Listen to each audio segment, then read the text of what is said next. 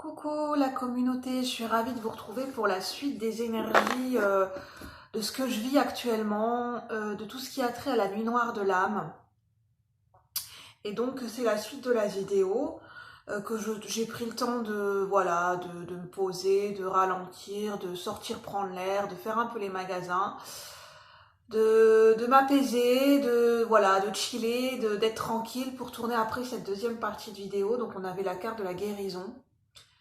Donc on est vraiment dans cette énergie de guérison et ce que je ressens, c'est que c'est positif. C'est que c'est positif, c'est que c'est porteur.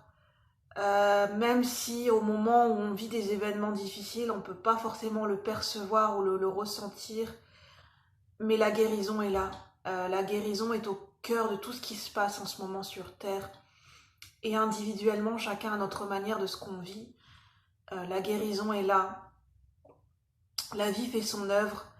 La vie, c'est vraiment cette expression, la vie trouve toujours un chemin.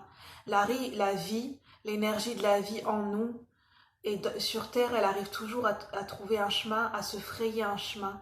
Même dans les pénombres, même dans l'obscurité, la vie est toujours présente. La vie coule dans nos veines.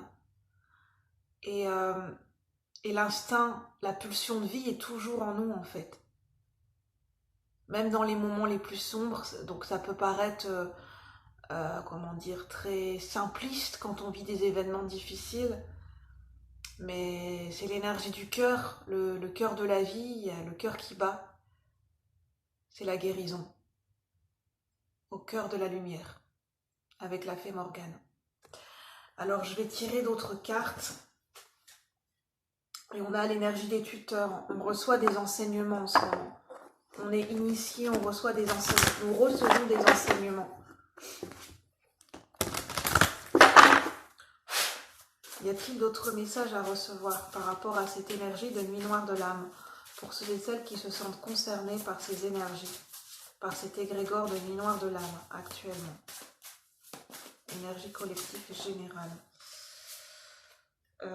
La communion.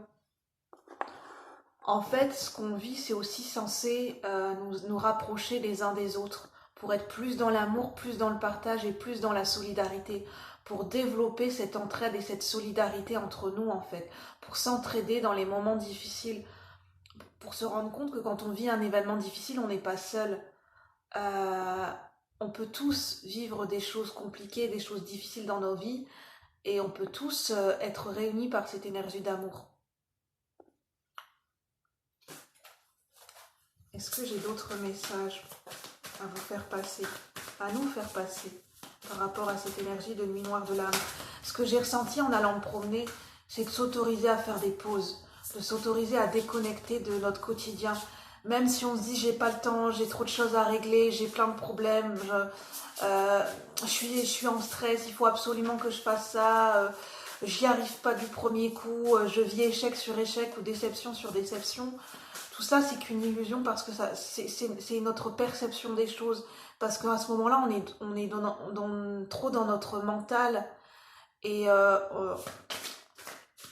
justement, ça peut s'autoriser à faire des pauses.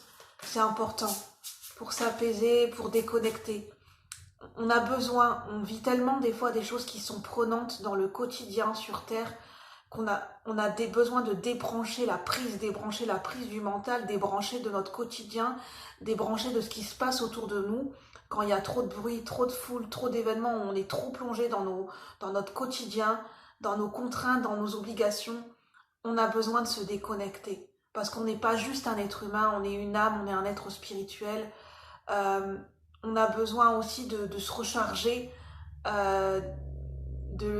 grâce à l'énergie de Gaïa, grâce à l'énergie de la sagesse universelle, des énergies célestes. On a besoin de se reconnecter à autre chose aussi. On a besoin de se recharger, de se déconnecter pour aller sur d'autres plans de conscience parce qu'on n'est pas juste un être humain. On ne peut pas être tout le temps le nez dans nos problèmes, le nez dans notre quotidien et être en mode automatique toute la journée, H24, toute une semaine, sans prendre des moments de ressourcement, sans déconnecter. En allant marcher, en prenant le temps d'aller faire le magasin sans forcément acheter, en prenant le temps de regarder, en prenant le temps de ne rien faire de spécial. un rêve de sagesse, pour être connecté à cette sagesse, se déconnecter pour se reconnecter à la sagesse du monde. Et c'est dans ces moments de déconnexion de notre quotidien, quand on débranche la prise de notre mental, quand on déconnecte du quotidien, de tout ce qui a trait au monde quotidien, de nos obligations, de nos problèmes, qu'on se déconnecte et qu'on se reconnecte à notre âme et à cette sagesse du monde. Parce que c'est important, on a besoin, on fait partie du monde, on fait partie de cette sagesse universelle, on a besoin de se reconnecter à elle. On n'en a pas conscience, c'est inconscient, mais c'est quelque chose dont on a besoin de se nourrir, dont on a besoin. On en a besoin autant que l'être humain a besoin de se nourrir, de se vêtir, de s'alimenter, de dormir, au niveau de notre âme, de notre intuition, de cette partie de nous qui est connectée à l'univers. Elle a besoin de se déconnecter pour se reconnecter, se recharger grâce à la sagesse du monde.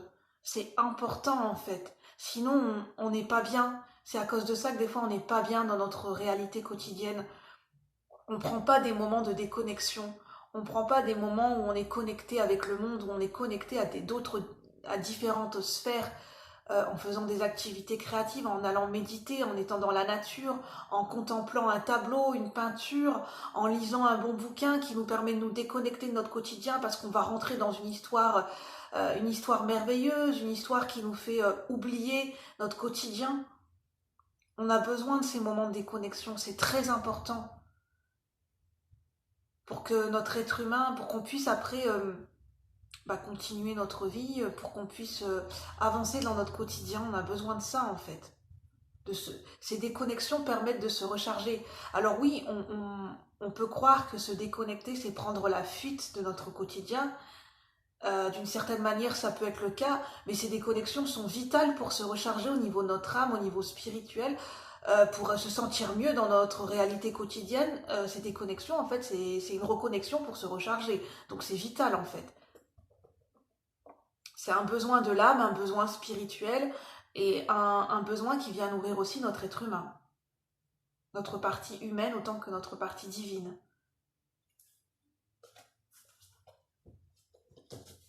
Donc des moments de déconnexion, des moments d'apaisement, de se dire que